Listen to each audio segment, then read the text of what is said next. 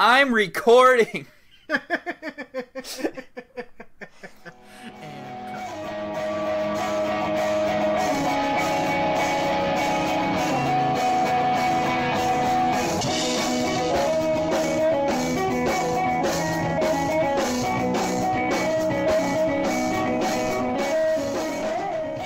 Hey everybody, and welcome back to another episode of the Sound Good podcast. I'm your host, Michael.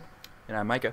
And today's episode is going to be another long one, and we're actually going to talk about parts 1 and 2 of Between the Buried and Me's new album, Automata. It was a double album release that came out all this year on Sumerian Records in 2 parts. The first part obviously just being Automata 1 and the second being Automata 2. We were actually waiting until the second part came out on the 13th of July to talk about both of these albums, because why not? So before we get into the tracks, we're going to talk a little bit about the album as a whole and what we thought of the albums as a one whole cohesive project first, and then we'll get right into the tracks. So, Micah, how you doing, bud? Yeah, I really like the part where fucking 2B awkwardly called him Nines, and he was like, what? I just want you to know I acknowledge the joke you made. Yeah. What joke? But I'm not going to do any more than that. Oh, okay. Alright, but seriously, I guess, how weird would it... You know, it would really piss me off if it turned out, like, the whole story of this album was, like, just a dream all along. Oh, fuck, we never left the coma ecliptic! But yeah, no, I mean, I don't know, man. You've looked into... You've looked into this album more than I have, I guess, a little bit, in terms of concept and just overall. I don't know. Yeah. Because you were into Automata 1 more than I was, so I didn't listen to it as much. Mm-hmm. So I think part of... So, the elephant in the room is that this album was released as a split, and I think the band would maybe say that they felt as though they could be 2 standalone albums, but I would not refer to these 2 as 2 different albums. Both parts are an album. Yeah, that's exactly my thinking too. Like, I don't think it needed to be split. I can see how having it split would be better, like, monetarily for the band, mm-hmm. and for the label, and for how, you know, whoever else gets paid off of it. But I don't know. It was kind of a bummer having to wait, like, what was it, 3-4 months for the second half of the album, essentially. Like, yeah. I mean, there's been other half bands, was released in March. Yeah, there's been other bands who have done double albums, like Coheed and Cambria with their Afterman albums, Afterman Ascension and Descension, but mm-hmm. they didn't feel like half an album when they came out, and both of those albums are like 40 minutes plus at least, whereas both of these albums for the Automata albums were only about half an hour each, which, if you're any kind of Between the Buried and Me fan, half an hour is too short for a Between the Buried and Me album. It just feels too short, at least. Part 1 is about 35 minutes, and then part 2 is about 32 minutes. Yeah, and that brings the runtime almost identical to Coma Ecliptic, actually, but like total. More conspiracies to talk about. Hell yeah. But so the thing with that they were outwardly vocal about was that they felt the nature of their music, with how proggy they can get and with how bloated the songs can be sometimes, is that if they had released it all at once, maybe some of this, especially A2, I could see people maybe like losing focus, changing their focus. Yeah, okay, good one.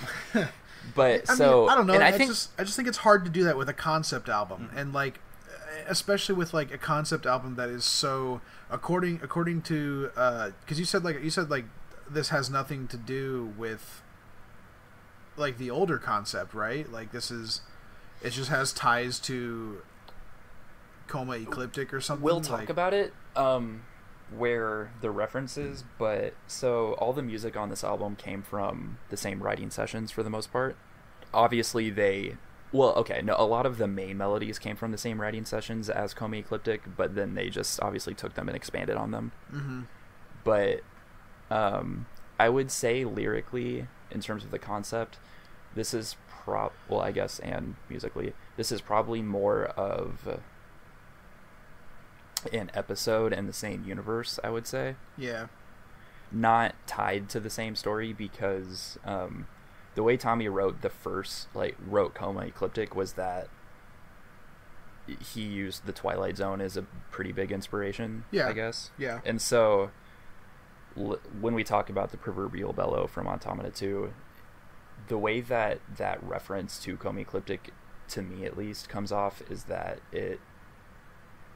this feels like just a separate thing from the same concept, I guess. I don't know. It's like I said, it feels like another episode. Story.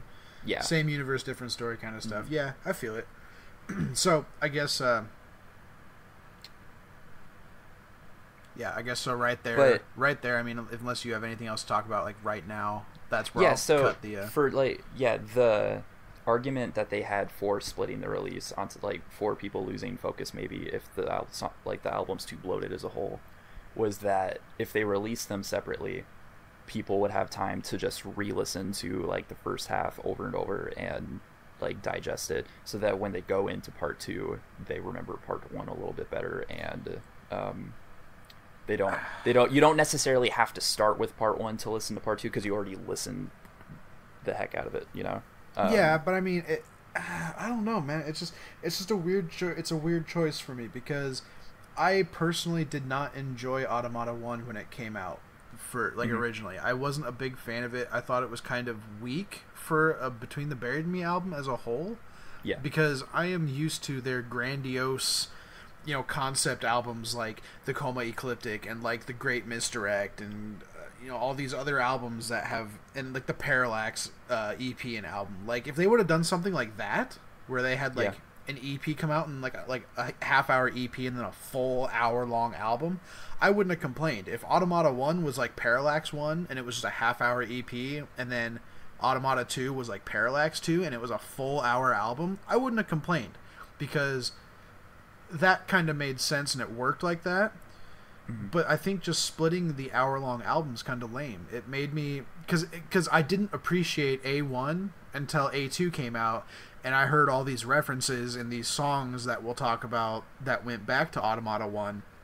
Yeah. And it made me really appreciate 1 more after hearing 2 at length. So I thought it was kind of a bummer that they did that, because I straight up, when Automata 1 came out back in March, I listened to it like twice and just didn't care for it, and I gave up on it. Yeah, and it's not that the songs are bad per se. It's just that in terms of wanting a Between the Buried and Me experience, it didn't deliver. Was just a little underwhelming. Yeah. Mostly because I think, like, retrospectively, this, like, part 1 is almost entirely world building. Yeah. I would say, or like set up for the story. Yeah. Yeah, like looking back on that now, I get it. So it's like, okay, I can understand it now, and I can get into it.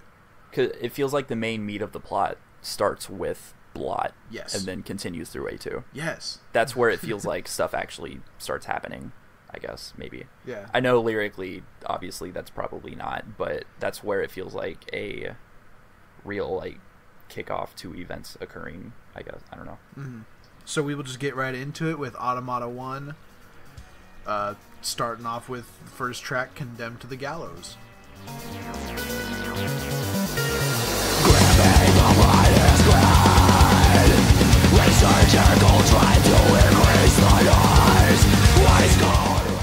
Yeah, Condemned to the Gallows is actually, it's still probably not my favorite song off of the first album. But it definitely grew on me as time went on. Yeah. I remember when they first released it as a single, I was, again, not underwhelmed, but I was kind of like, oh, okay, this is pretty alright. This is pretty good. And it was fun. This was the only single across both albums, too, to be released. Yes. We should say. Well, no, they did. I thought Yellow Eyes and Millions came out, didn't they? No. No? They put out minute-long snippets of that's various right. songs. They did teasers. Yep. Okay. Which is fine. Yeah, it's honestly. whatever. I think that's a little bit better than putting out a single. I mean, it's a little more fun. I mean, yeah. It's especially kind of hard to put out a couple singles from 2 albums when the songs are 5 minutes plus. Yeah, and it's fun to hear a little snippet out of context and then be super surprised when you hear the full song. Yeah, exactly. But yeah, so Condemned to the Gallows. Yeah, go ahead. I was excited because this first half of the album feels very much so like kind of I guess Condemned to the Gallows has a little bit of an Alaska vibe a little bit in terms of the type of heaviness they're going for. Yeah, I can feel that. Yeah, definitely. Actually, with like the just like the more chugging guitar riffs and stuff on Condemned to the Gallows, I can hear that more, especially because they didn't really do a lot of like. I don't want to say they didn't do a lot of intricate stuff because they did do some pretty intricate stuff on this song, but it's a lot more straightforward heavy. Yeah, it's a more standard prog metal thing, it's not like the goofy weird prog metal thing that Between the Buried Me is known for now. Yeah. But and this is one of the first albums in a little bit that didn't have a slow like keyboard centric vocal intro. Yeah, you're right. Yeah. It does have a clean guitar intro with some synth, and I think that knowing that these came from the same writing sessions, you can actually, like, especially in the synth, you can hear the similarities between this and Node a lot from Comey Ecliptic, but I do like that they changed it up so that it's not the same formula. It's just like a little brief part of a much heavier song instead of being its own isolated softer song, I guess. But yeah, sure. And I mean, at 6.5 minutes too. I mean, it's a pretty standard song length for Between the Buried and Me. So I was I was content with this song when it came out. I will say I still hold the belief, and it's not to shit on Tommy because Tommy's an amazing vocalist, but Jesus, his isolated screams need to not happen ever. There's that part like halfway through where it starts getting heavy and he's just repeating "condemned to the gallows." Yeah. And then there's that one part where you hear him start to say the word "condemned," but he's like screaming it in his style, and it's isolated for that little split second, and it's like I've always been like on the edge with his screams where it's like they sound so like stressed and strained, which usually isn't a good thing, but he makes them work. And that's I mean that's the biggest thing. If you can make them work, then they're good. Like I love his voice. And I'm not like trying to dig on his voice and like Tommy's a bad vocalist. It's just his screams do not. I just don't think they should be isolated, because when they get isolated, you can hear the stress and the strain in his voice, and it kind of takes you out for a second. Because like that was my biggest complaint with Condemned to the Gallows, was like that little section there like pulls me out of the feeling for like a little bit, and it gets me like, oh, that's right, I'm listening to music. Yeah, and I think that for me mostly, and it could totally be that it's Tommy, like his vocal, the way that he sings, but so when they do the isolated vocal track, it's so that when the music comes back in and it like explodes, and it's kind of a pseudo breakdown. It's not like a full chuggy breakdown, but it is like a major headbanging moment, you know? Oh yeah, definitely. No, that's a heavy ass moment, dude. Well, yeah. No, I don't feel like it landed that hard for me. No? At all, because of the way the vocals were in that moment. Huh. Yeah, I could see it kind of killing the vibe a little bit there. I still got the heaviness from it though. Like I still definitely, whenever I hear that the instruments come back in, like I still kind of it gets me a little hype, but it definitely could have been more exciting. So yeah, I mean, is there anything you got like specifically that you want to mention about this song?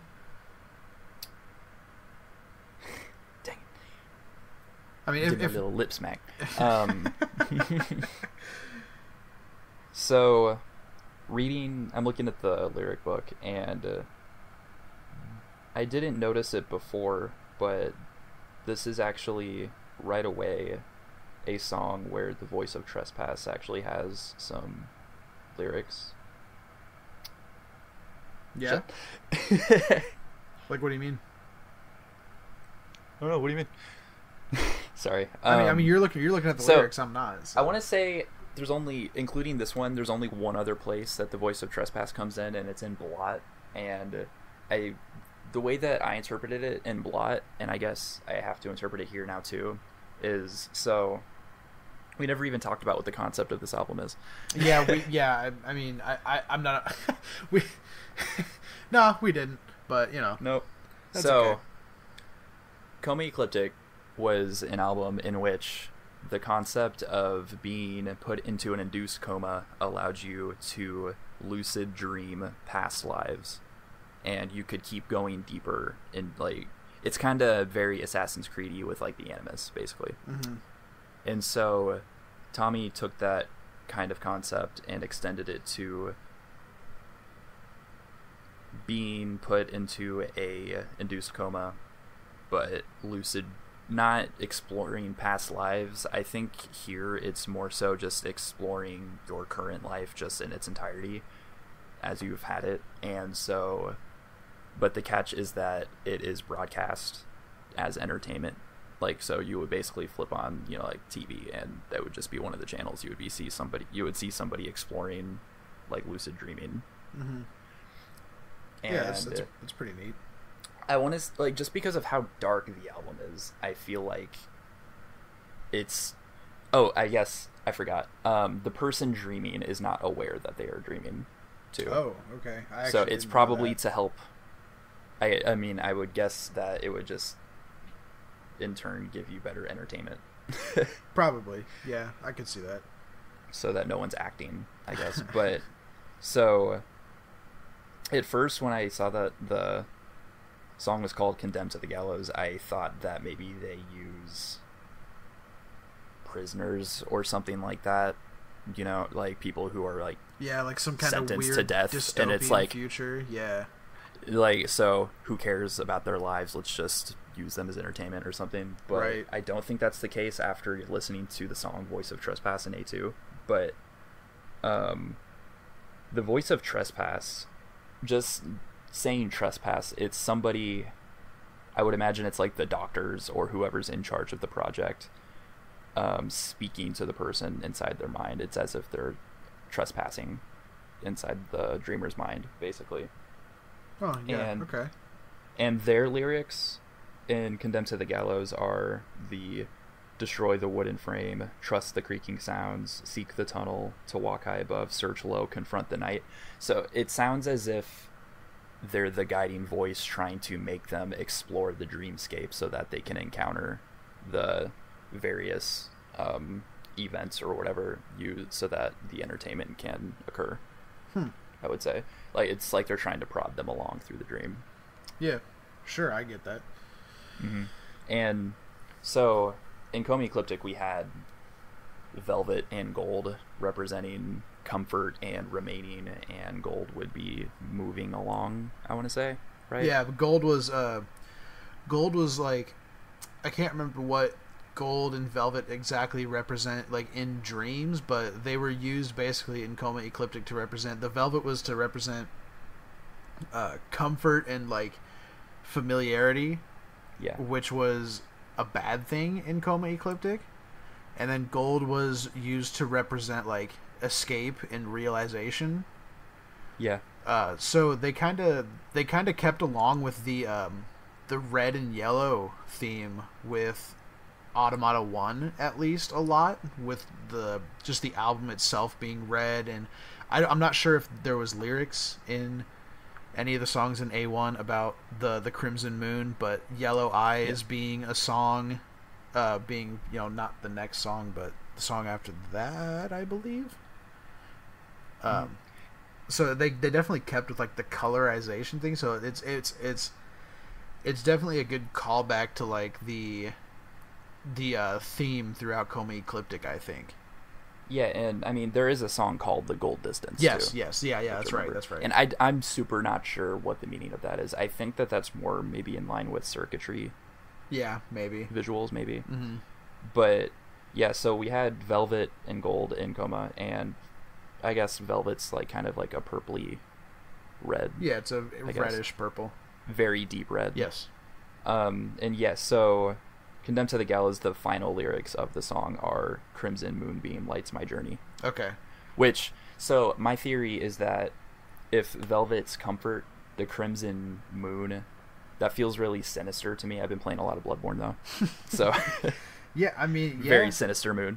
So it feels like they're more trapped than being comforted to remain. It feels like somebody's forcing them to be in the dream. Yeah, definitely. So with the last lyric, do you want to go on to the next song, or do you have anything else you want to say about Condemned to the Gallows? I really enjoyed the guitar tones that. Oh, I want to say that it's Paul Wagner's parts. Yeah. In Condemned to the Gallows, before the final verse, I guess, before the song ends, there's a really cool chugging part that starts out heavy, but then he does something to where it fades into a clean guitar sound as he's chugging, mm-hmm. and it's really cool. But that could just really post magic, but yeah, I really like that. It's a surprisingly dynamic song despite being heavy too. I guess. Sure. But yeah, moving on to House Organ, track 2.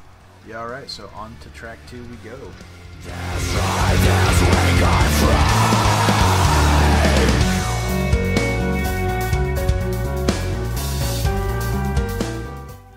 House Organ was actually I have a hard time saying it's my favorite because I can't pick between House Organ or Millions. Mm-hmm. But House Organs was definitely a step up from Condemned to the Gallows for me in terms of Between the Buried and Me sound. Like, mm-hmm. House Organ, like, I wish House Organ was longer. I wish House Organ was as long, or if not longer, than Condemned to the Gallows. I would have loved to hear that song go on more. There was so much going on in it, and it just had that feel of a classic Between the Buried and Me, like, sound, in my opinion. For sure. But it's also super unique from their sound too. Yeah, it's a very unique song.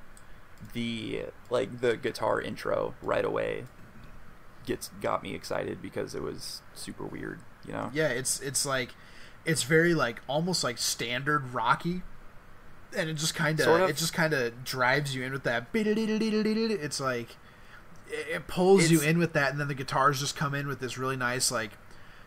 I want to say like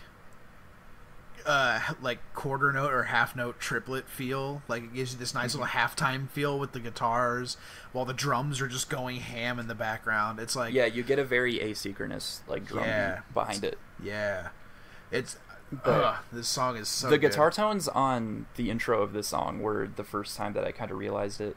A1.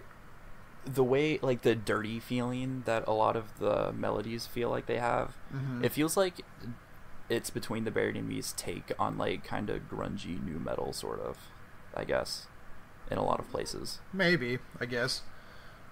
I mean, I've seen a lot of comparisons to that, like, from that dang old internet, but Millions was another, like, Millions made me think of Korn right away when I first heard it.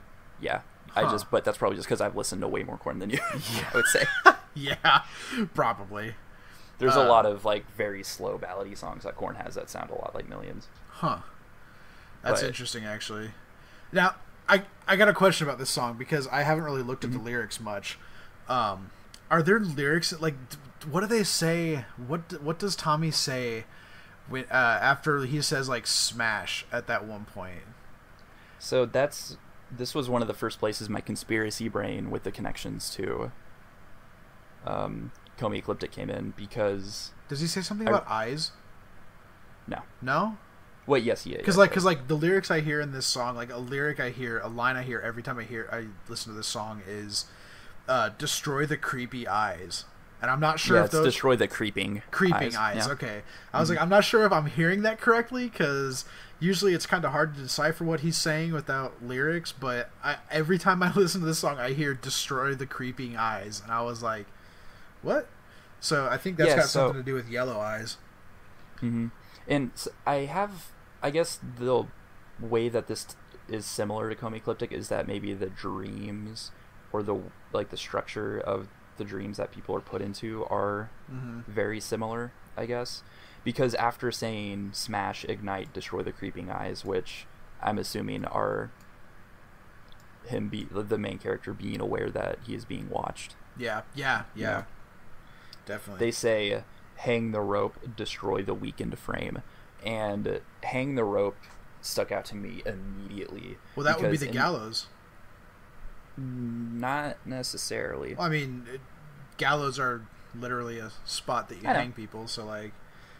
if it's saying like break the wooden frame and take the rope or whatever, it's like basically like is it maybe hinting at something that like death is the only way out of this? Well, there was a noose in the video for the Coma Machine. I didn't watch it. Yeah, you did. When it first came out, you probably did. I don't think so. Whatever. Dude, that was like 5 years ago. Yeah, whatever. And the lyrics for the Coma Machine say no more options to cope, a glimpse of the hanging rope, that kind of thing. Okay. So it was a glimpse in Coma Ecliptic. And then I want to say in option Oblivion, you also have I'll follow towards the smoke, the reaching of the rope. Oh yeah. Also. Yeah. Okay. So definitely same universe. No yeah, arguing. and it's like when it says like destroy this wooden frame and everything, I don't know, it makes me think of the rafters that the rope's hanging on. Is so like the structure of the dream or something, if it's symbolic for that, and it's saying like maybe because House Organ feels very angry at the start, Yeah, true. Okay, yeah. I see what you're saying now. And I feel like he's like the main character's like really resisting it, maybe. True. Yeah. Well, and that's that. I was kind of getting the resisting feeling also, but like that's where I was getting the whole like maybe death is the only way out thing. Because like maybe because like if we don't know for sure like if it's something they do to prisoners and all that stuff, but like if it is that kind of thing, I would assume there's no way out of it. Like other than that. So like I don't know. It's it's really interesting to just look at that stuff and think about it, and it's really cool that we have like different it's interpretations of that. It's interesting that the noose is just such a common a very image. common thing throughout these 3 albums. And so but then the second half, the lyrics are also for House Organ are separated by a pretty solid bar, and underneath the bar is all the lyrics for where the song becomes softer. So it's a very this part, I guess. I'm wondering if it's something to do with maybe being sedated, I guess, because this is my favorite lyric melody or vocal melody on House Organ, and maybe my favorite clean vocal melody from the albums, or at least one of them, when he says 2 eyes lock onto my pulse. Yeah. It's really pretty. And so I'm wondering, like, if that's to the people running the dream, like kind of getting him ready for it, or or calming him down as he was resisting it, because then he says love comes crashing on my conscience. I guess I don't know. But then there's the whole like change my focus and everything, so maybe he's like being directed to stop, like not focus so much on the anger or something. Man, I really should have read the lyrics more. I don't know. I'm picking up on a lot of stuff as I talk about it now. Yeah, I mean, I'm kind of here. I'm kind of like not hearing it, but like I'm kind of like in my head understanding, like hearing it now, going, oh yeah. And so, as he's being calmed down for the softer part, they start playing that synth melody from Condemned to the Gallows intro again. You get like a callback to that, and I think that's also pretty evident that whoever's controlling the dream is kind of doing something there. If the Condemned to the Gallows theme is playing again. Yeah, definitely. Yeah, I mean that's all I really got about house organ. I do want to comment. I love the transition between house organ and the next song, Yellow Eyes. Which, unless you have anything else for house organ, we can go into Yellow Eyes now. Yeah, the transition for between the two songs is very sudden, but also they go together really well. It's tough to describe. It's a good build up coming from house organ, and then there's like a second of dead space, and then it goes into Yellow Eyes. So yeah, because Yellow Eyes is in it right away. Yeah. So speaking of a second of dead space, here we go.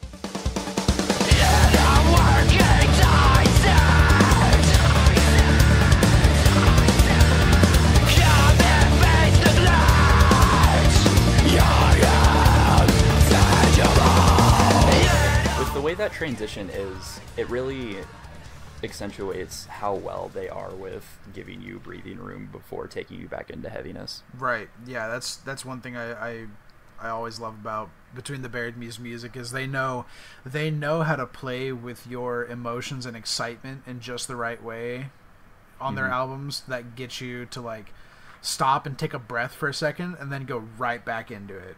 Because a lot of the time, that's my big complaint with metal sometimes. They just don't know when to stop.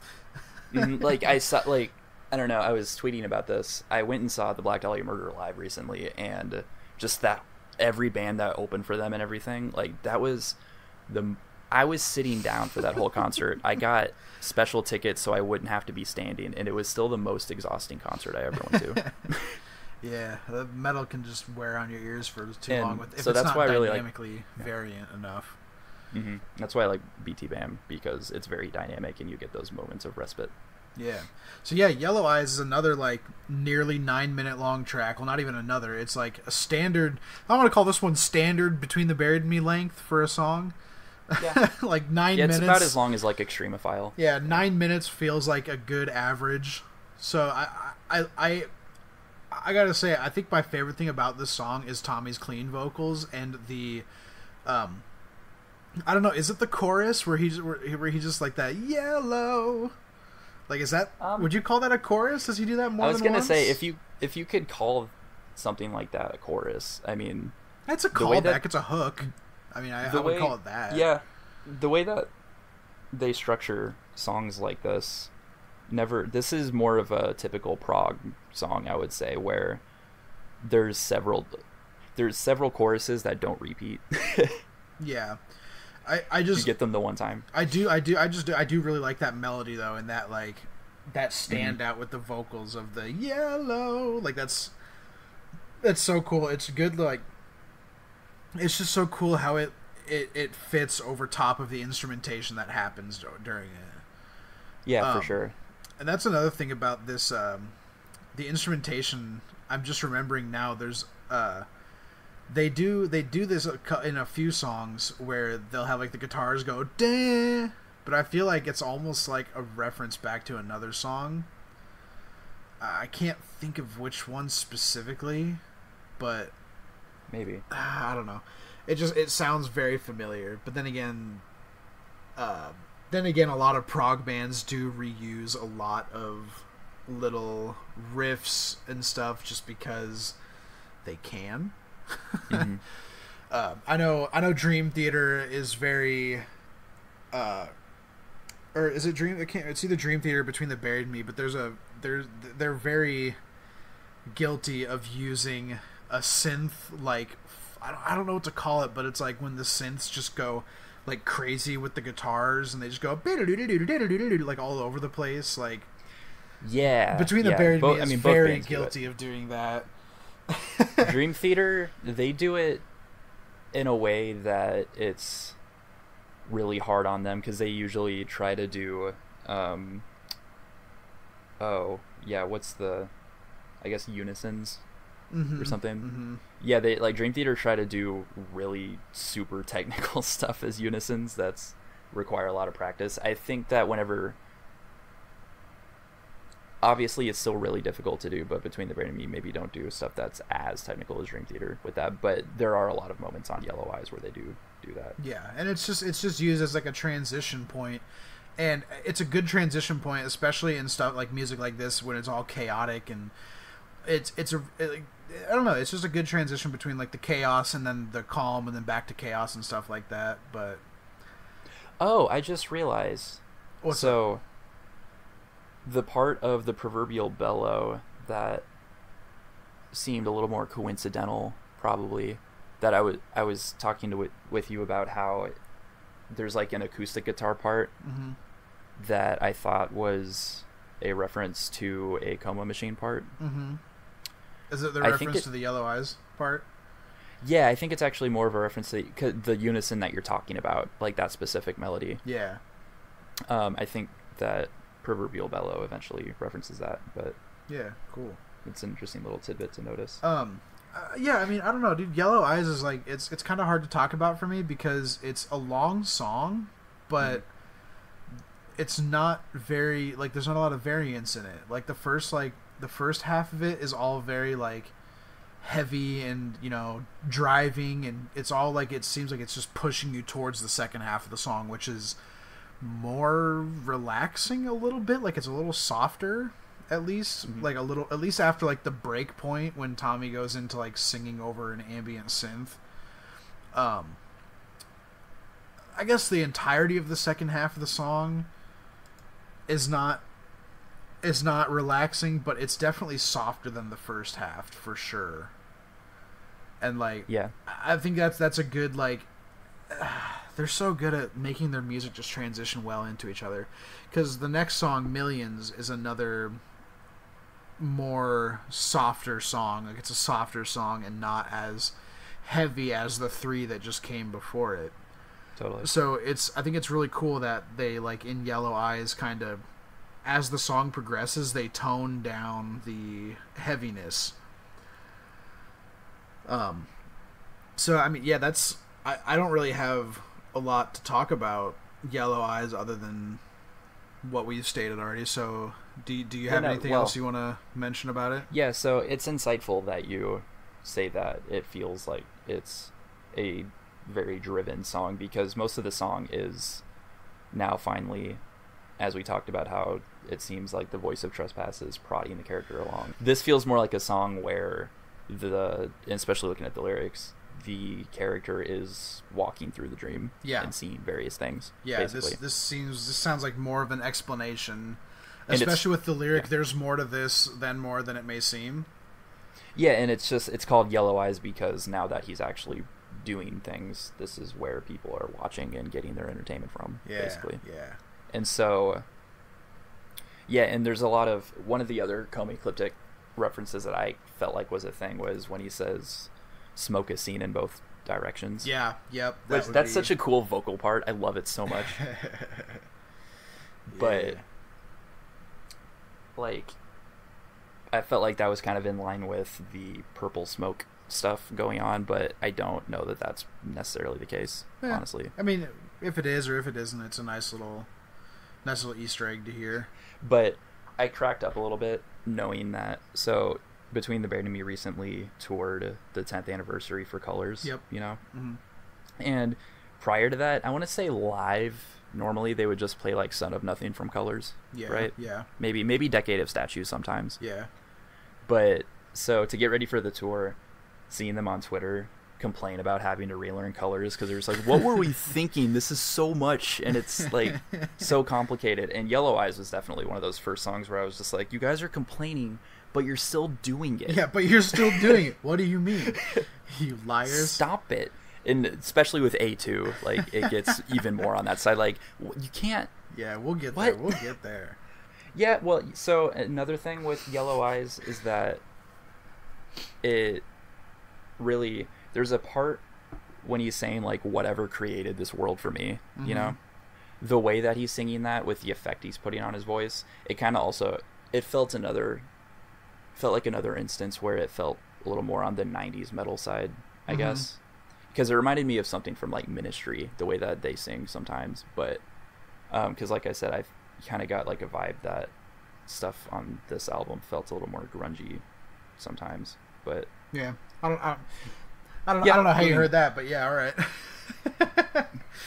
I don't know. I mean, you don't listen to that era. No, I don't. Too much so, either. Yeah, so. it's hard for me to actually say that. Okay, so now we will move on to Millions.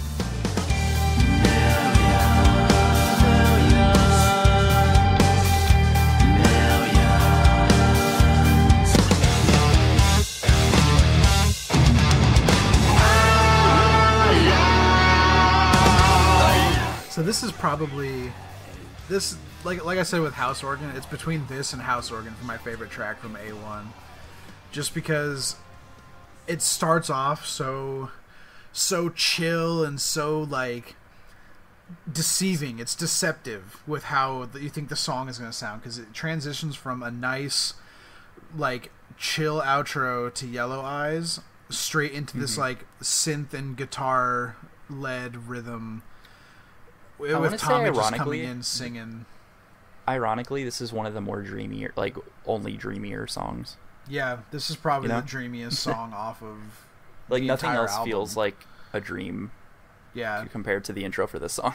Right, and it's just like with the whole the millions, watch them fly overhead and all that stuff. I wonder, like, is the millions, like, now that you've refreshed in my brain that this is about like basically a TV show, like, are the millions, like, is Millions maybe talking about the viewers, or like, yeah, absolutely, yeah, because I just don't get what the fly overhead means then. Like, maybe like in the dreamscape, like they're represented in some way, so like people are watching, or they're the Yellow Eyes. Yeah, okay. Yeah, the video for Millions has all the yellow eyes, like just get like a shot of blackness and you just see yellow dots. Okay, see, I didn't watch any of the music videos, so. But yeah, it's really neat, the intro with like the what word am I looking for? The steady guitar, I guess. The higher pitch guitar. Yeah. Is from what I got from what they talked about, that was all Dusty. He just came in with that, I want to say. I think unless the whole song also, like the main melody of the song, could also have been Dusty's idea. But it's a good melody. And knowing that, it definitely does feel more like his wheelhouse. Yeah. Compared to he does like to write or at least it seems like he does like to write this kind of songs a little bit like more effect driven stuff. Yeah. Which by the way, on the rare chance that any of y'all from the band are listening to this, do more of that, please. Love you. But no, it's funny that you say that this is one of your favorite tracks, because it's pretty down. It's pretty low for me. Oh man, no, I don't like it that much. I, despite the overwhelming, seemingly like hateful opinion from a lot of people in the Between the Buried and Me fandom, I love Tommy's sung voice, and this song is like mostly him singing. It's not that; it's just that this is more of a radio song for me. Yeah, yeah, it's a lot more straightforward. I see that. Yeah, it's just oh man, just everything from like the melody to the chorus to the guitar, the clean guitar riffs. This song is like everything I want out of like clean Between the Buried and Me. Yeah, and I respect that it's very concise. Yeah. Because I would say 80% of the song is the Millions fly overhead part. Yeah, right. Because there's barely any verses, and they totally do the thing where you have like a pretty decent sized verse for the first verse, hit a chorus, and then have like a 2-line verse for the second one, and they also get right back to the chorus. They also do it in that style where it's like screamed versus sung chorus almost too. So it's like, yeah, I guess I see your point on it being a more radio friendly song for sure. Mm-hmm. And the screaming, I think, is utilized really well, because there's a lot of parts on both albums that Tommy has said that usually if he's screaming, it's because he feels that it needs to be pissed off. Yeah. Yeah. And so, I mean, the screaming parts on this song are after he says, "You left me alone and trembling." Yep. So pissed off that he was abandoned. Yeah. So that works really well in terms of the concept. Mm-hmm. I mean, that's all I got for it. So do you have anything else? Despite it the lyrics are nonsense. Makes me mad. Tommy. Yeah, okay. So What is small angle Jeopardy? so do you want to probably not going to talk about the gold distance because it's just a minute-long transition between Millions and Blot. Before we go into that, so I was telling you, you haven't read the lyrics, but there's a lot of sections of lyrics that are prefaced by saying, like, night 1 or night 2, so yeah. I would imagine that there is a day-night cycle going on.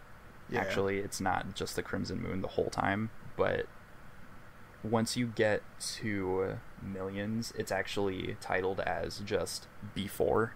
Oh. Which is really weird. Huh. That is really weird. And I'm wondering if it means before Yellow Eyes, if anything, because it's clearly still in the dream. But mayhaps. Yeah, I don't know. Maybe. It's just a little food for thought. Yeah. But, Gold Distance was really cool because it absolutely feels reminiscent of the intro to Swim to the Moon. Yes. And that was so okay. Do you just want to include that little talk about gold distancing with Blot then?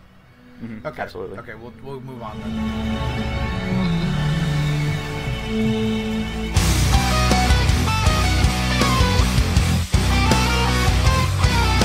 They should have been one song, honestly, I think. Oh yeah, but I understand the worries of the artist when you have songs like that where it's like maybe somebody just wants to get right into the song, right? Because Gold Distance is straight up just a minute-long ambience track. There's no substance to it whatsoever. It's basically just like synth and bass for the most part. Yeah, it's just an ambience track. and there's some like pitch controlled guitar going on. I guess, but the bass is the main focus. Yeah, it's just it definitely seems like one of those songs that could have been just put on to the beginning of the next song or the end of the song before it. Especially with now that, because you mentioned that it reminded you of Swim to the Moon. They have no problem making a 17-minute long song, so they very easily could have turned Blot into a minute and a half long, or a 11.5-minute long song. But yeah, no, I also see your point with, I when I listen to this album, I forget the Gold Distance even exists. I always just think it's the beginning of Blot. So I definitely do see, though, the idea of somebody not wanting this minute-long build-up to the Blot and just wanting to get right into it. Mm-hmm. But Blot, I'm happy with Blot. I'm very glad that they actually decided to put an over 10-minute long song on the first Automata album, and that is honestly, Blot is probably the only thing that saved A1 for me before A2 came out. Mm-hmm.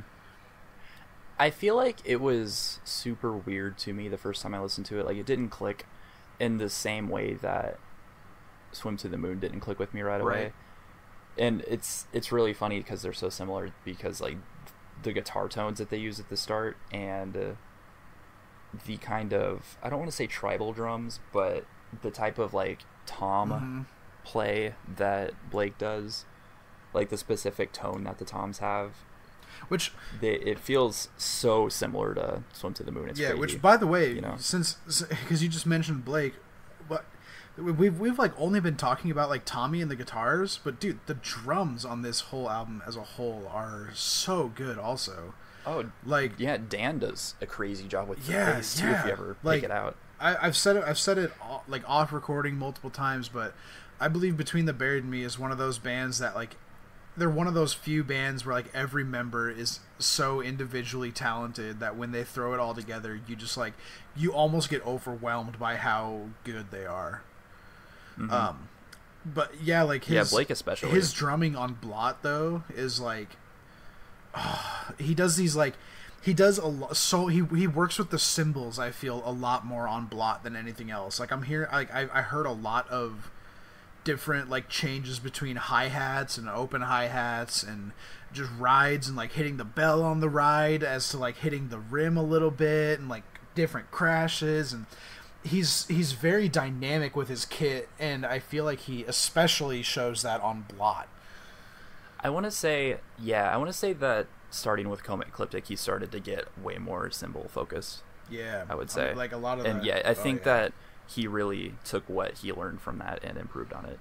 Yeah. on these albums. Definitely. Especially with this song also has one of my favorite vocal melodies in it, with Tommy singing the exploring the what is it or exploring the escape. Yeah, I love that melody. Like that melody along with the main guitar riff, like that really chaotic carnival sounding guitar riff in this song. Probably two of my favorite things that Between the Buried Me has done to date, honestly. Like aside Absolutely. from like everything about Selkies, this song probably has my two favorite like Tommy and guitar riffs in it. Yeah, and just overall as a concept song too. They go to so many different places and sounds also that it really feels like a ton happened. So it's really successful in that sense too. And it's good that they're able to pull that off in the, like I said, the 1 10-minute song on the first album. Like it seems and now I'm gonna go back into my complaint about the songs being too short, because I really feel like Between the Buried and Me like thrives and like can like reaches their full potential of song building when they have long songs. So that's why like the longer songs click more with me, because I really feel like the longer their songs are, the more they're able to flesh them out, and like it really makes the song sound better. Like I swear, the longer they go on with their music, the better that it gets. And it's interesting because I know a complaint with Dream Theater sometimes is that people feel like it's just a really long jam session for the instrumental parts. Between the Buried and Me don't do that. When it's fleshed out, it doesn't feel like a just noodling jam session. Like it's it's a bunch of like changing riffs, and like even then I can't think of a single Between the Buried and Me song where there's just been a straight up like just jam section for like 3 minutes or whatever. Like I guess Ants of the Sky comes to mind when I think of that, maybe, but that's only because it transitions into that little hick rock section at the end.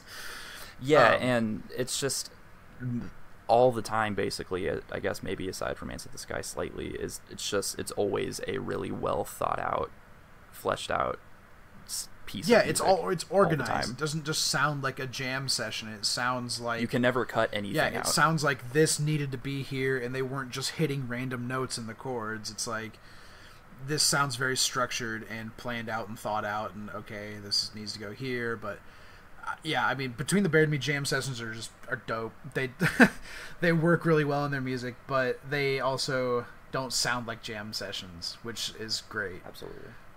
And I guess it's worth noting that this song is labeled like all the lyrics for this song are labeled as rehearsal. Really? Man, I really need to. So whatever that means. Need to look at these lyrics, dog. But this was the first song that I remembered because I listened to Condemned to the Gallows so much, and since it was a single, I picked up the lyrics just from a random website.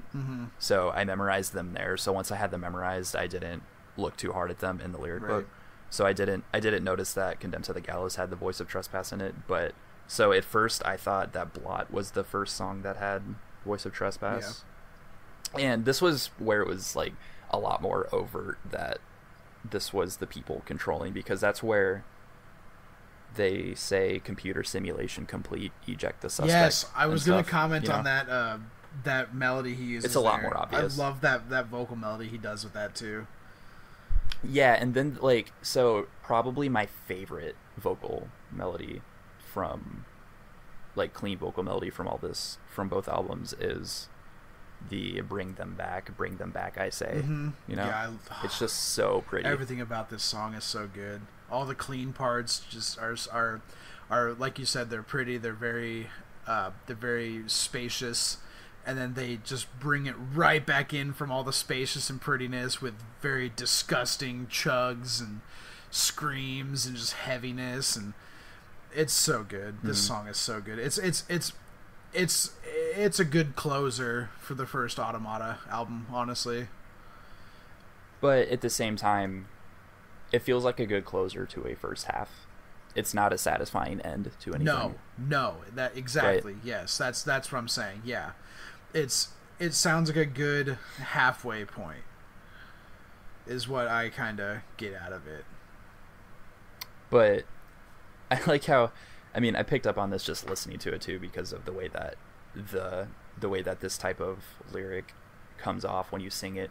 Tommy really likes to do the stuff of, you know, I won't remember this, I won't remember us, I won't remember he, and stuff, like, because from like Parallax when it was am I, like the am I he, am I me kind of thing, and he does it a lot on A2 also. It's just it cracks me up.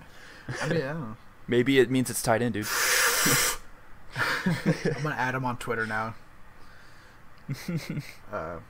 But yeah, I mean, it was a little cringy, so slightly, when he sings the "I hope you enjoy the show" part.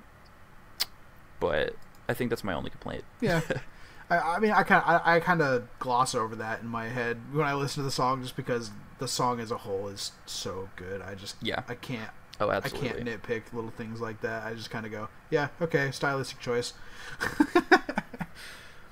But yeah, in terms of, so the main focus for the lyrics in this song is like circulate, you know, and that's towards the end of the song. You actually get more context for that, where he says endless lives whispering by, circulate, stuff like that.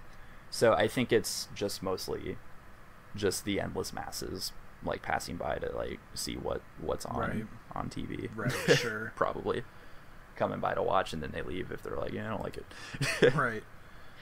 Bullshit like that. But well, yeah, that's all I got about Blot, other than, you know, I could go on for hours gushing over it, like saying it's my favorite song. I could just keep repeating myself, but I still liked Yellow Eyes more personally. Yeah. So yeah, that's do you have anything else you want to talk about Automata 1 as a whole on? Do you want to hit on anything before we move on to the second Automata album after a break here, or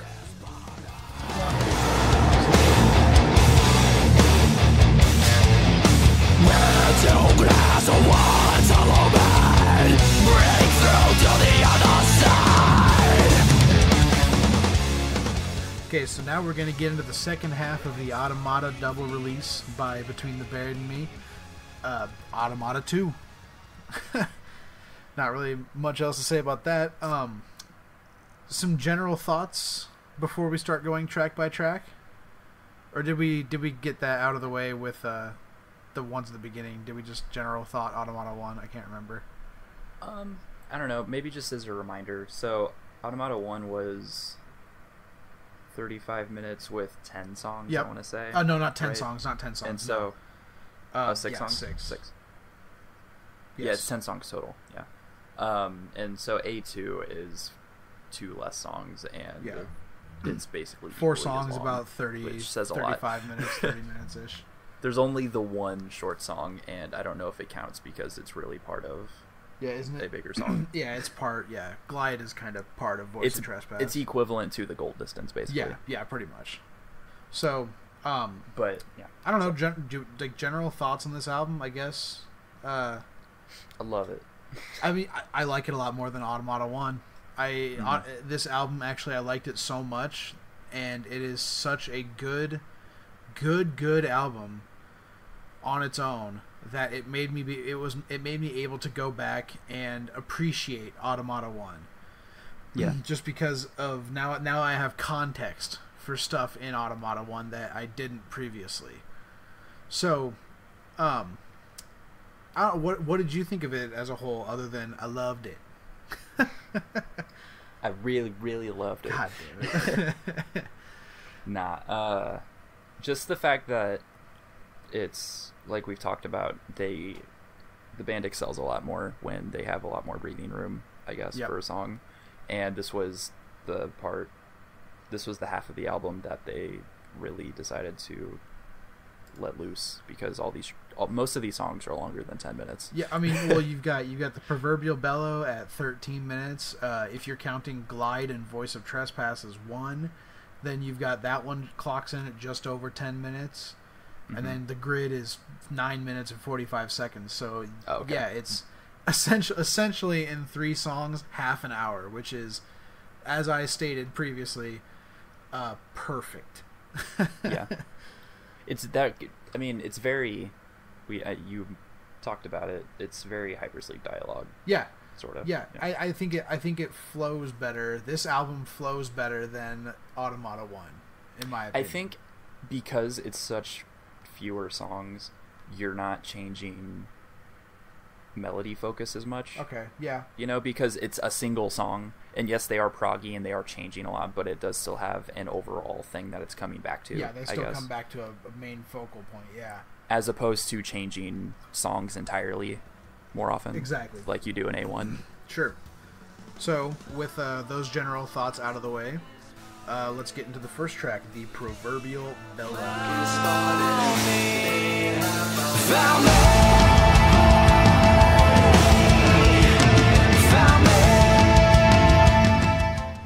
So, I believe this song is an extension of House Organ.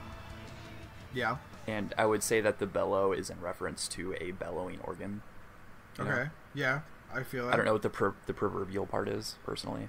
Maybe it's like, but, well, because proverbial, means almost means like hypothetically, like yeah, maybe because it's a dream, metaphorically, and not real, like possibly. kind of, yeah. But because right away it starts out with that kind of alternating guitar that House Organ sort of starts with, right? Mm-hmm. But then I had my little fangirl cry moment because right after that House Organ reference intro, it goes right into a Coma Ecliptic reference. Yeah, which song is it referencing there, actually? Option Oblivion. Yeah? 250%. 250%. It broke math.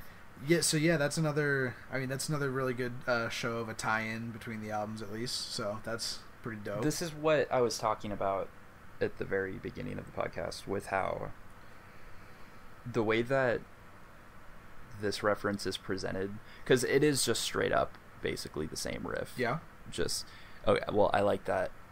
I like language, how I'm like, it's basically the same, but it's different. Same, but different. It's... But it really is. It's slightly changed rhythmically, but... It's still got the same synth chords going underneath it. Mm-hmm. It's still got the same drum beat going with it, the same polyrhythm, or, whatever he's playing. So the way it's presented, it feels a lot more passing to me, I guess is the term I would use. And that's where I was kind of coming from when I said that it makes it feel like they're trying to present Automata as a whole as more of just a side event or episode in this weird universe as a whole. Yeah. Like I said earlier, kind of like that same universe, different story deal. Yeah, or maybe it's just so maybe like either far in the future or so far like as a prequel or something. But it's not tied to Coma Ecliptic at all. Yeah. But it's definitely same boundaries story wise, kind of. Yes. Yeah. Sure. It feels so. The way that they're doing that, it makes it feel like that intro guitar riff in this is kind of the theme of their Dream series, I guess. It's kind of funny. I like how we just talked about how Between the Buried and Me doesn't jam very much on their songs, yet the first like solid 2.5 minutes of the proverbial bellow is just jam. Yeah. I like how we completely went about that without realizing. But I guess it's just because, but at the same time, it doesn't. I think the main word that you should take away from when I was talking about how it differs from Dream Theater is it's not just it feels structured for the sake of noodling. Yeah, like we said, it feels like it's not just crazy solos. Yeah. I do like the piano that comes in after the jamming, though. Yeah, because it is basically like organ, sort of like an organ synth. I will say this song has a really interesting way of starting off, because it starts off very in your face and driving and go, go, go, and then it kind of breaks after about 2 minutes and goes into this little piano riff. Yeah, and it does that for riff, a little bit, and then Tommy comes in really, really seductively, almost like very dreamscapey sounding. Yeah, so I guess that kind of puts my foot in my mouth from when I was talking about how Millions felt like one of the only dreamy songs. Yeah. So I'll just go back retroactively say on Automata 1. Is it your proverbial mouth or your actual mouth? So, yeah, and like that piano riff that you're talking about, I would say that kind of feels more... So the way that they're referencing Option Oblivion, I think that specific piano tone is also kind of derivative of what they did on Memory Palace a lot too, because Memory Palace is so like classic proggy, you know. Oh yeah, it feels very inspired by Yes and everything. So like that kind of like key tone definitely comes from that era, and it feels like they're referencing that here. And then when those vocals come in, it reminded me of Us and Them by Pink Floyd a lot. Yeah. The way it's like very breathy and everything. Definitely. Nah, man, this song is just so good. Like this has that I am I, what is this, like that referencing thing you were talking about earlier. Yeah. Tommy loves it. Yeah, it's so like, but it's presented in such a way in this song to where it's like a statement rather than a question, or like rather than like unsure or like, you know, nervousness. Like this, it's more of a I am I, what is this kind of thing. Like he's like, it's almost authoritative, but it's less confusion and more statement. Yeah. Yeah, I mean, you're just clearly the character is super aware that he is not in a real place. Now, what is... Not necessarily that it's a dream, but he knows it's not real. Right.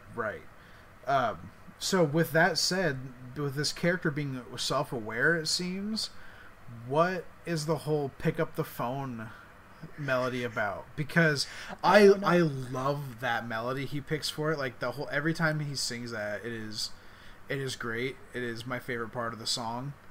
Yeah. I would say also with this song, it has a more upbeat sound than the other ones. Yeah. Just based off of like the jamming they do in between, like the actual like the sung parts. Because I don't know why it would be like he's self-aware. Maybe it's a confidence thing. Like, yeah, I mean, I think there's just some level of acceptance, because it is worth noting that. So maybe the bellow is his voice.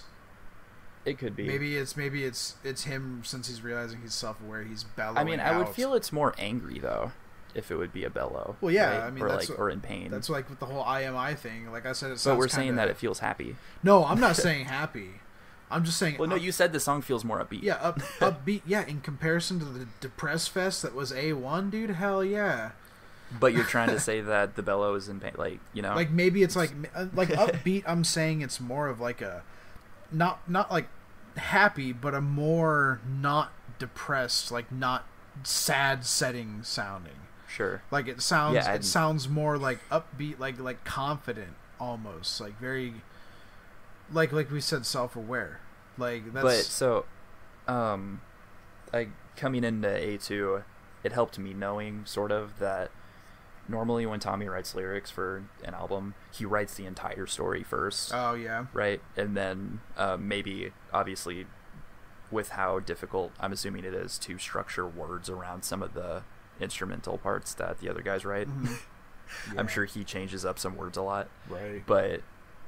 He decided to write the story and lyrics as they went through the writing process instead of doing it all beforehand this time, which kind of changed the way that the story turned out, because as opposed to all their other concept albums, this one has a happy ending. Yeah.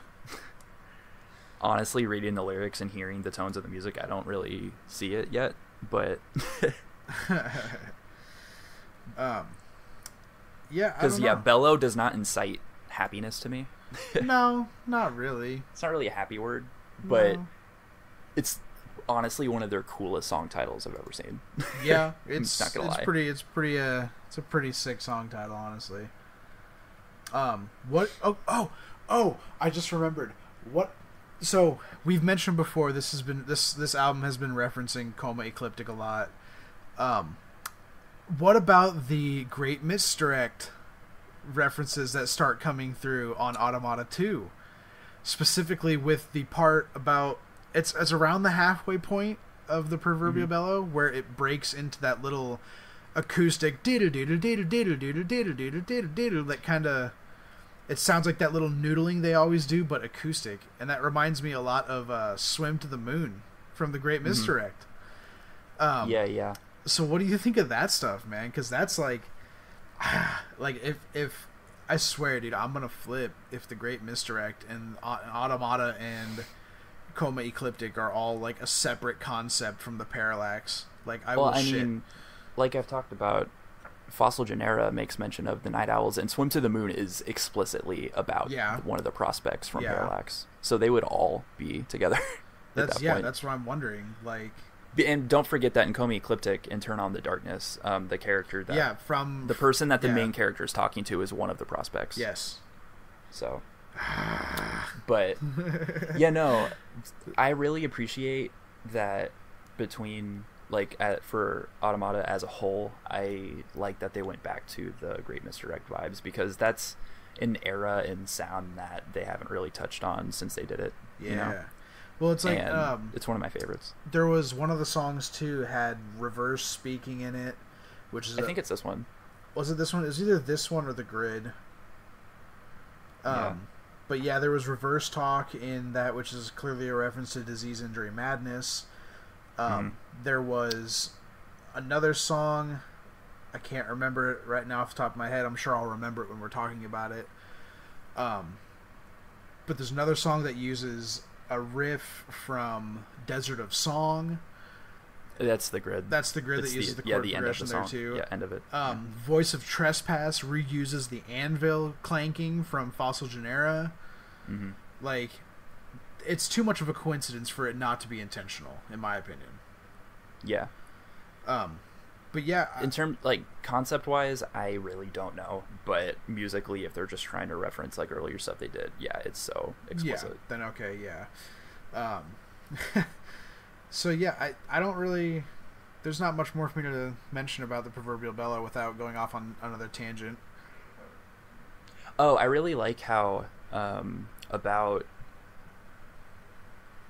so the last time, like the first time the chorus for the pick up the phone comes in, it's kind of like, it's not really sad, you know? Yeah, it kind of sounds longing. Oh yeah, and when you were asking like maybe what does that mean, I'm wondering if like maybe it's the character trying to call a loved one or something, but because he's in a dream, obviously it's not going to go through. Oh yeah, maybe. And like maybe there's some weird, no, if it's I don't know, maybe the night numbering on the lyrics are like real time, but if he's saying like the phone's been ringing for years now, maybe his perspective of time is messed up, you know? Could be warped, yeah. But I really love when it slows down a ton and he sings the pick up the phone, but like super sad towards the end of the song. Yeah, that's what I was talking about when I said that it felt really sad. Yeah, it sounds almost like he's given up. And right after that, so he does it really sad and quiet, and then they do it proper again. Yeah. At the end of that, like the instrumental section after all that, there's some keys that are like kind of choir sounding keys that reminded me a lot of Blind Faith by Dream Theater. It's like one of the first times they've ever used like a keyboard patch that sounded a lot like Dream Theater stuff, I would say. Because normally they're pretty unique with like what synth that they do use, I would say, aside from when it's like referencing 70s stuff. Right. And I could go ahead and mention it. Like I felt like this on Yellow Eyes and some other songs, on Blot especially.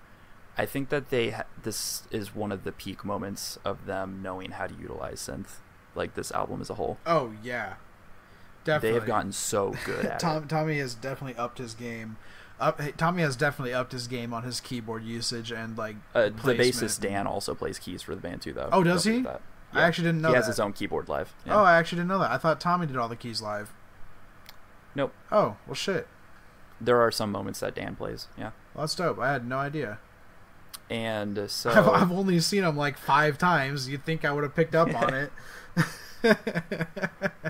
Like with Blot, I really love that there's some heavy moments where there's synth that fades in to an explosion of heavy. and they actually do it. It's like much more kind of alien feeling synth on Blot, but then on Proverbial Bellow, there's a moment the second time that they go into the Option Oblivion riff, like halfway through the song, they fade into that with a just really low piano key hit. It's not like there's no effect really on it. Maybe it's like the organ effect, but they fade into that again as well. So that's like a consistent, like a consistency of like a fade in, like piano fade in into a big moment. Sure. Okay, I'm sure there's some concept. Yeah, right. I'm sure there's concept some reason for that. I'm sure there's some reason. Tommy, Tommy, add us on Twitter at SoundsGoodPod. Settle it.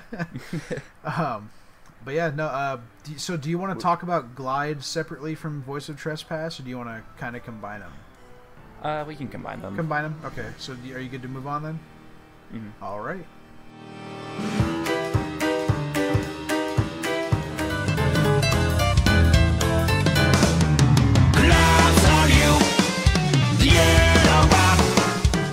So I like the, I really liked the accordion and like all the piano and stuff in Glide. I love when they do this shit. Like I loved when they did this at the end of prequel to the sequel. I loved when they did this shit on Alaska. Like, it's just, man, I love Tommy's voice when he sings like this. So yeah, they do it on Famine Wolf and Coma Ecliptic. Yep. And then they do it on an Ectopic Stroll also. And they do it in Fossil Genera. What moment from Parallax 2 would they probably necessarily do it in? Maybe they didn't. I don't think they did actually. Bloom, not necessarily though. Maybe not. Bloom perhaps. Just because it's the weird song. But yeah, I don't know. Like, yeah, those the Parallax albums are kind of just heavy all around. So whatever. When he does his just a gravelly voice behind, like it feels like it should be black and white with him like taking a drag of a cigarette and then singing over accordion. Right. It's great. But yeah, so I love the transition between Glide and Voice of Trespass. I love how it goes straight, like it just has one of those old timey transitions.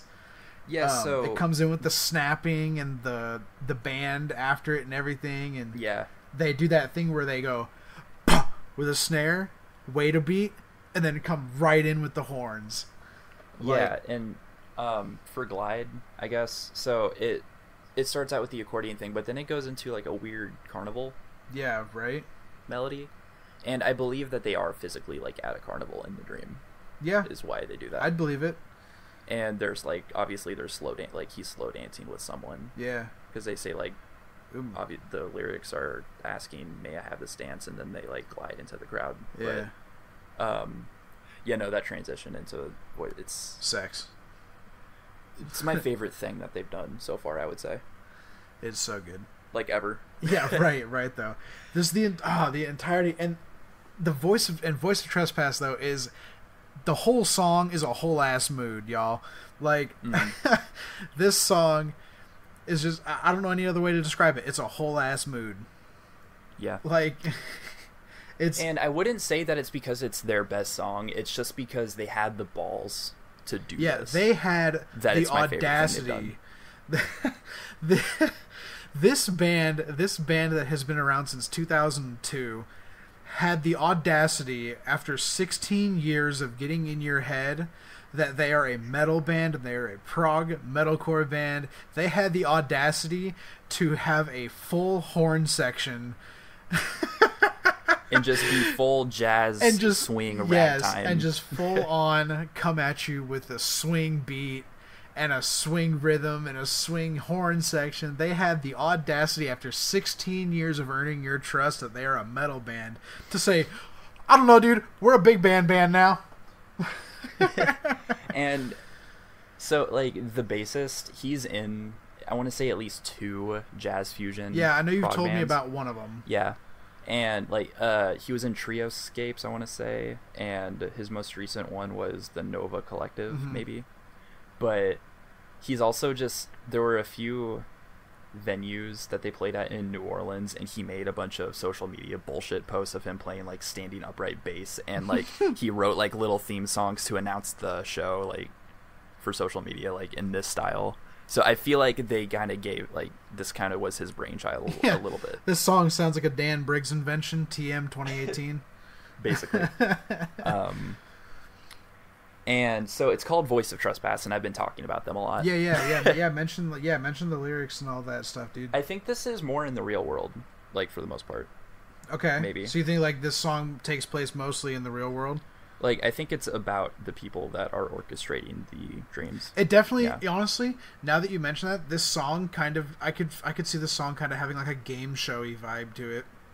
I'm thinking more that since it's like big jazz and stuff, I kind of had like the feel that it's, you know, the way that rich people have parties and stuff. Yeah. And to quote Protest the Hero, it kind of feels like rich people sharing drinks and laughing through their teeth, that kind of thing. Yeah. Okay.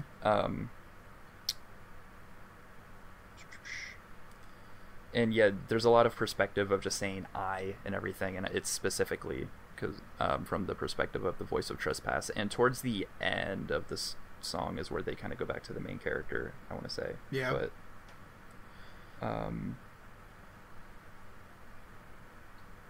because the end of the song, they go back to that pick up the phone melody. Oh yeah, they do. Yeah. That's how the song closes. Right. To transition back into the dream. Yeah. Right. Yeah. But, no, dude, I mean, yeah, like you've said it before. Like this is, I think, Between the Buried and Me's best song ever. Yeah, just that they could pull it off so well. They do it. Yeah, they pull it off. They execute this song perfectly. Like I honestly don't think another prog band could have done this kind of song executed this well. Because they have there's finger snapping. They've got the whole shebang, dude. They've got the band. They've got the actual live band instruments recorded. They've got finger snaps. They've got Tommy doing his ba-da-ba-da-ba-da. Like, yep. They have an asshole in the background just going 1, 2, 3. Yeah. They've got the guy at the count-in after the big like jam solo section for the drums. It's this song. I said it when I was talking to you the other night. I said it then, and I'll say it again. This song is peak Between the Buried and Me. Like, they... Oh, don't forget... Oh, man, dude. What's up? Just the part, like, about 6 minutes in, when it just, like, one of the guitarists just starts doing a steady chug, and all the other instruments start riffing off of, like, around that, you know? Yeah. And, like, it actually goes back into, like, a heavy part. So this is where the anvil drops and everything. Yep. And I want to say that there is a heavy part on this. Yeah.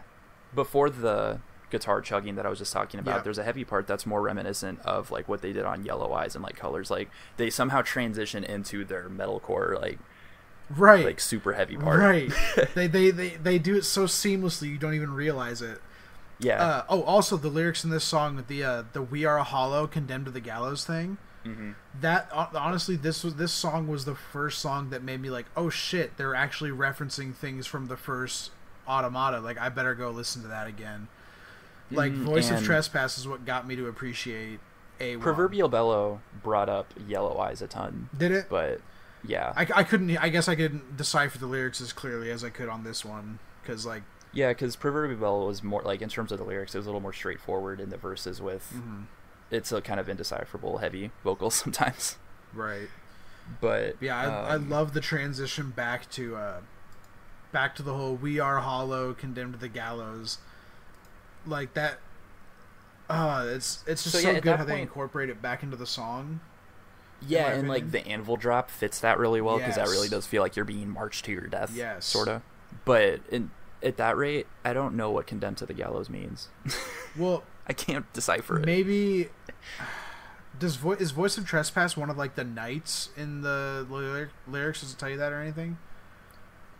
Because I have one. Oh, I have. Is it like night whatever night 9? No, it's just entirely its own thing. It doesn't have any preface. I have or a stage conspiracy that I'm going to let loose right here. Mm-hmm. I have a conspiracy that Voice of Trespass is somehow connected to Fossil Genera, because Fossil Genera, the entire Fossil Genera title is Fossil Genera, a feed from Cloud Mountain. And Cloud Mountain is like, it's like some military base or some shit in the story, isn't it? No, it's like just like a perfect city. Well, maybe that's right. It's the city. It's strictly controlled to where like no one can like think for themselves and stuff. But it is like kind of like a utopia. So maybe this has something to do with, maybe this takes place in the Cloud Mountain. Maybe. So that's my conspiracy. Like maybe all of this dream state stuff is taking place in like a corrupt underbelly of Cloud Mountain. And like the whole, because why else would there be an anvil in Cloud Mountain? Like, that's so out of place in Fossil Genera, if you ask me. Like, it's completely out of place. It works in the song, but it doesn't make sense. So like when they reprise it here in Voice of Trespass, and you have context now with it, it feels like I'm putting on my tinfoil hat and I'm saying that Coma Ecliptic and the Automata albums take place within the confines of Cloud Mountain. Yeah, I mean, so the whole like Fossil Genera is about like kind of shadowy secret government controlling everything, you know. So yeah, I could see Voice of like the people who are Voice of Trespass are also being, that shadowy government. Yes. Yeah, that's like, my when you're saying tinfoil hat are, conspiracy. When you're saying like we are hollow and everything, maybe it's either it's like the government people are like just so devoid of empathy, or maybe the citizens I was thinking are more hollow citizens. because they're being controlled. Yeah, I was thinking more citizens, because the we are hollow, condemned to the gallows. It doesn't sound like two separate statements there. It's saying we are hollow and condemned to the gallows. Well, I mean, so it's like, but you do also have we are the voice of trespass the whole time, so they wouldn't change like what we mean. Well, when it's tone though, I mean, I don't know. Maybe it could be we are hollow, you're condemned to the gallows. Maybe, you know, that's what I mean. Like hollow is a judgment of their character. Maybe, like, I mean, I don't know. We're at this point, we're just arguing over my conspiracy theory. So, but no, I mean, I could totally, just because of how much this album as a whole feels like Great Misdirect, I could totally see it. That's that. Like I'm saying, it's too coincidental not to be on purpose, at least. Yeah. So yeah, that's all I got about Voice of Trespass. I kind of just wanted to end that on my conspiracy theory. So I do want to bring up the wah solo that it ends with, that Dusty totally fucking nails. Yeah, it's so good. Yeah, I love it. Nah, Dusty's a good boy when it comes to effect solos. God damn. Unless it's Paul, like, I don't know for sure, but my normal takeaway on the way that they write, Dusty, I believe, does the effect solos. Yeah, well, whoever does it, good shit. It's fun. So you could just move on to the grid then? Duh grid.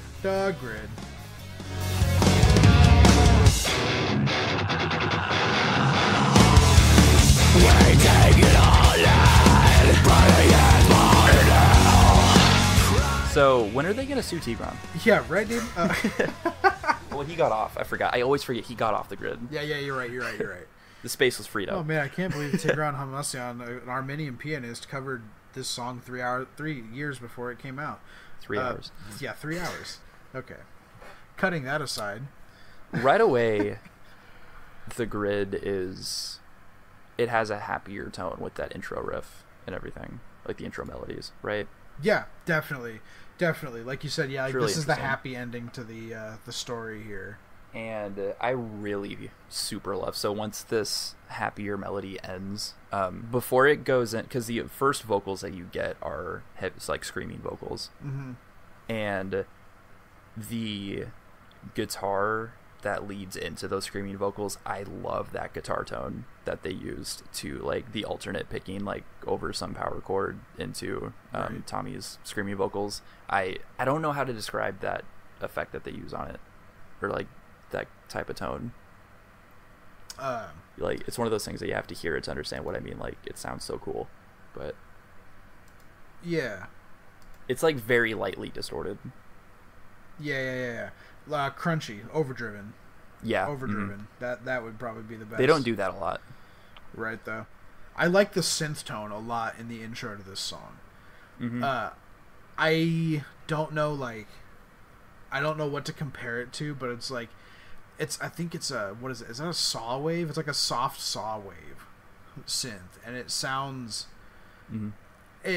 so dreamy, but it also really helps with the happy sounding to it.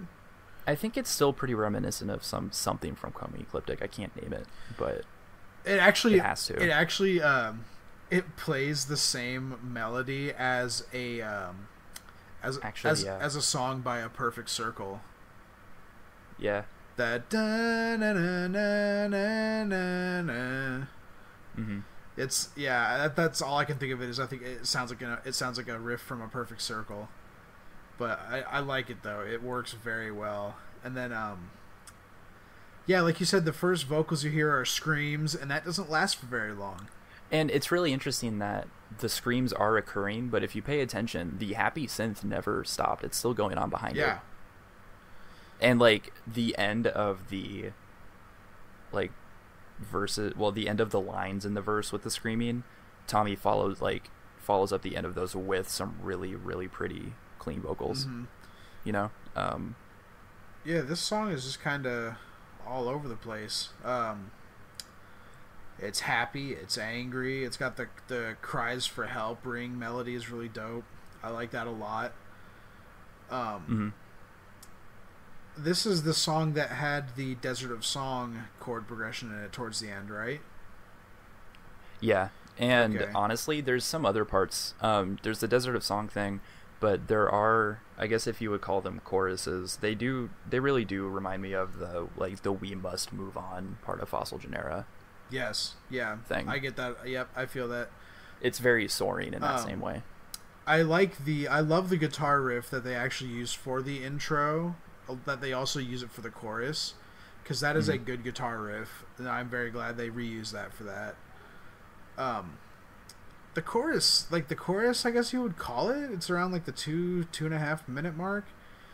I am a big fan of that, and I can't remember off the top of my head if they repeat it or not in the rest of the 6 minutes of the song, but. Yeah, that's the chorus that I'm talking about. Has that same soaring vibe as Fossil Genera. No, I really like that chorus too. Like I've been saying, everything about the second album is so much better. It's just so much better executed. But it really did give me the ability to go back and appreciate the stuff in the first album, because, like you said, now the first album seems like mostly world building almost. So it has a lot more context to me now that I actually know what everything's like, now that I understand it a little bit. And so, as Blot was labeled as the rehearsal, the Grid is labeled as the premiere. Ooh. Okay. Which I'm wondering if everything dark that was happening was more so conditioning of the person to get them ready to be broadcast as entertainment or something. Yeah. Especially if it was called the rehearsal and everything. But I'm not sure, if they're,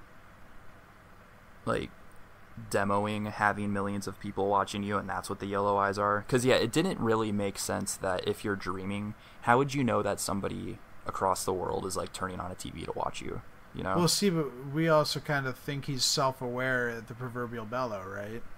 Well, actually, no. If there's the way that the dreams are broadcast, it's they're getting a feed into the dream or something, and so there is some visual representation inside the dream that there's something there. I guess I don't know for sure, but yeah, I don't know. It's really weird, but because they do say millions circling in the Grid also. Yeah.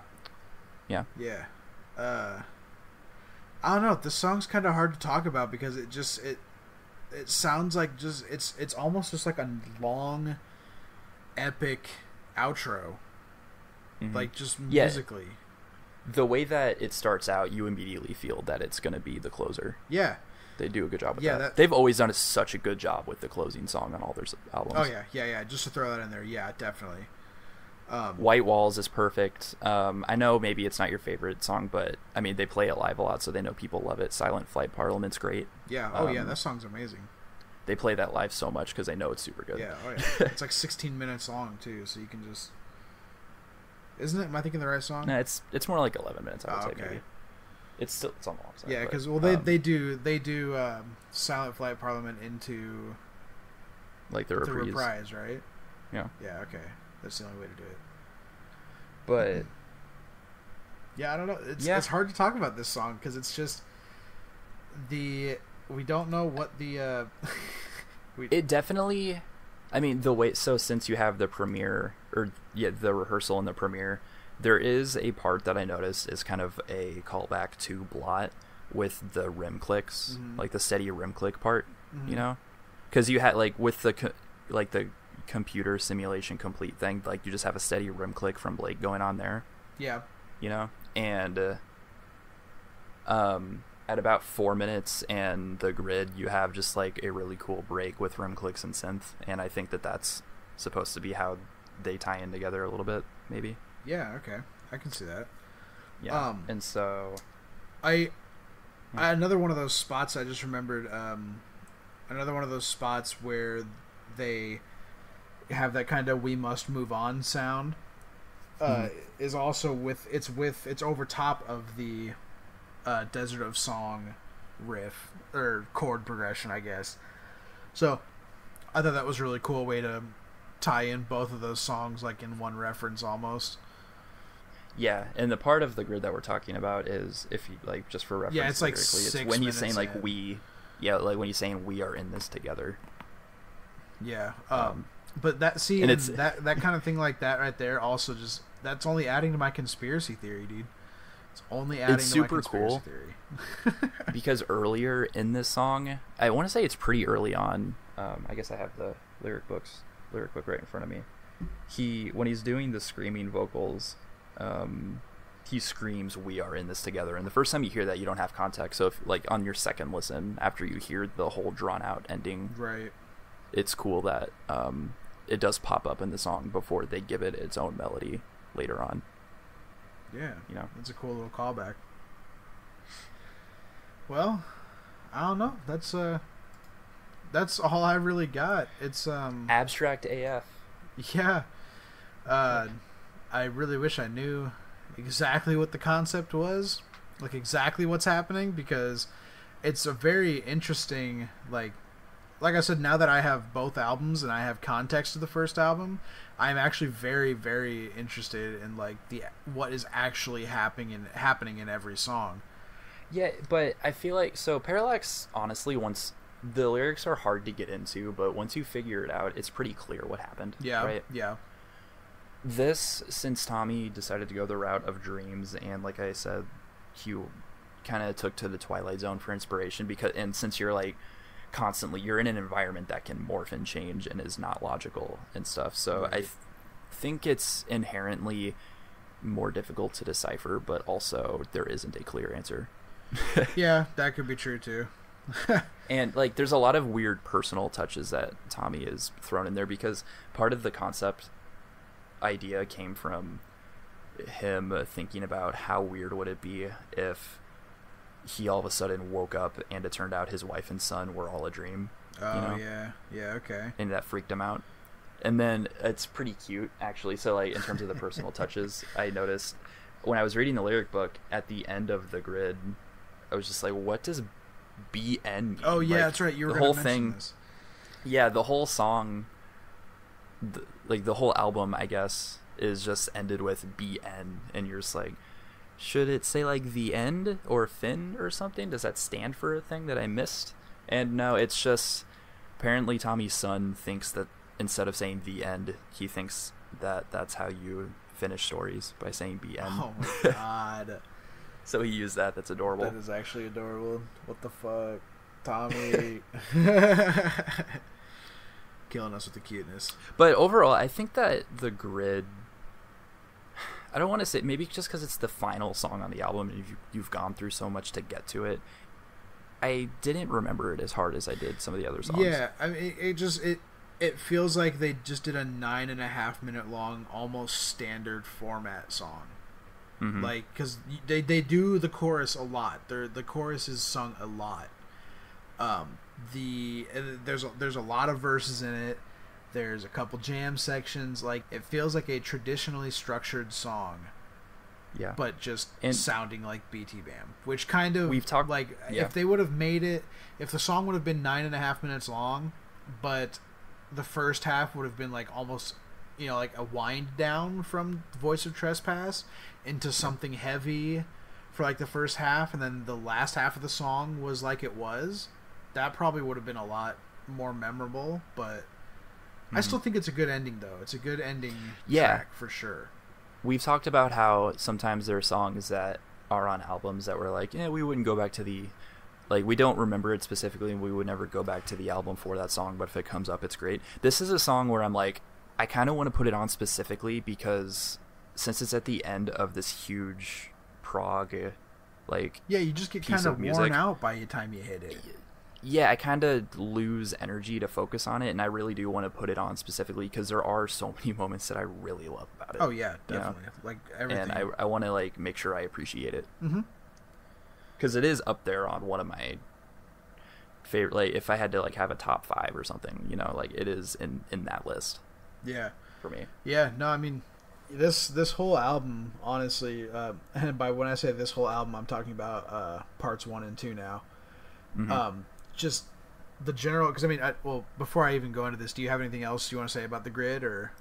Nah. Okay, so then, I mean, as my kind of closing remarks, I guess, the parts 1 and 2 as a whole, honestly, I am still in the camp that they should not have been split. But so as a whole, I think it's probably my second favorite BTBAM album, only after The Great Misdirect. So yeah, I can see that. And I would not have thought that if it only would have been the first part. So I'm very glad this second part was such a good context giver. Yeah, and because it's not that necessarily. It's not that the first album's bad. Yeah, or that the second part is miles better. It's just once they're together. Yeah. You know? Once you hear them and you actually get context for the first half with the second half, once you understand what the first half is trying to convey, then it suddenly you're like, oh, okay, I can enjoy this like so much better now because I understand what's happening. And I know that we talked to, like, just to throw internet neckbeards under the bus, like, people complained about Komi Ecliptic being too soft and everything. I don't know that necessarily they wrote this album to appease them, but I think that they decided to take a lot of the lessons they learned from writing softer music and apply it to their heavy sound really, really well. Yeah, definitely. You know? Like there was definitely some heavier parts that had some synthesizer under it that you probably wouldn't have heard normally. Or there was some guitar riffs that had maybe like a little more technical guitar riffs but were clean. So it's like they really learned, it really seems like they learned how to, like you said, incorporate their softer sound into their heavier style. Yeah, they're just becoming more masterful at being dynamic, basically. Exactly. Because I'll be honest, sometimes I get a little tuckered out listening to Colors. Oh, you know, yeah. That kind of thing. I mean, like, it's like you said with that Black Dahlia Murder Show, man. Too much metal at once just wears down on you. And I had another point. Oh, no. Oh, no. Rip. Oh, so I would probably say that this is easily my third favorite album, because Komi Ecliptic, it was really good, but this album finally, especially as a whole, with how out of left field some of the sounds and melodies or instruments that they used were, I finally had that feeling again that I had first listening to Parallax 2. Because I started with them with Parallax 2. Like, I had heard nothing else, I picked up that album. That was the one that you got me to listen to first in 10th grade or something. Oh, hell yeah. Hell yeah. And then I went back to Colors, and then I found Hypersleep Dialogues next, and then I went to Great Misdirect. Like, I kind of hopped back and forth through the catalog. Yeah. I would so just because it's what got me into them, Parallax 2 is probably still my favorite. And then I would probably say Great Misdirect is my second favorite also, and then I would put this right behind it. Yeah, for sure. This is one of their best albums they've ever made. Oh yeah, easily. It's crazy. Like I said, it's definitely in my top 3. It's probably my second favorite. So, yeah, I don't know. Good album. That's all I gotta say about it. Yeah, hopefully we were able to. I felt like hopefully our rambling about the about the concept and all that jazz didn't kind of turn anybody away. So if you made it this far, thanks. Yeah, I was just hopefully we brought it back to the music a little more, because hopefully I didn't harp on the lyrics and stuff too much. We should put out this podcast as 2 parts. Oh my god. I'm tempted. Don't.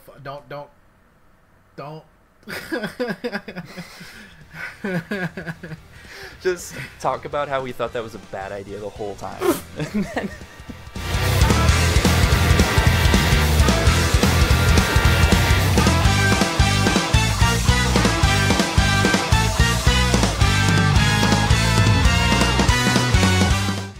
Alrighty, that does it for this episode on the Automata double album by Between the Buried and Me. This album was a ton of fun to talk about, so hopefully we didn't get too crazy and we're able to give you a good taste of what this album has to offer. As always, please be sure to subscribe to this podcast for new episodes wherever you listen to podcasts. We're on Google Play, iTunes, and YouTube. We'll be back Sunday with a new episode. Thanks for listening. In your mind, trust me, we'll take it from here.